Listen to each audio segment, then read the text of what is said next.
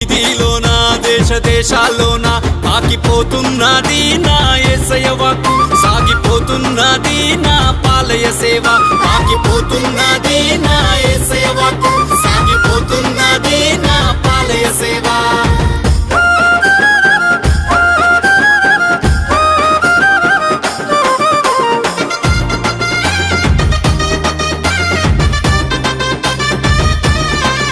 చిన్ననాటి నుండే భయము భక్తి కలిగి యేసు సన్నిధిలుండి పరిశుద్ధాత్మను పొంది కట్టినాడు చూడు బంగారు కోట.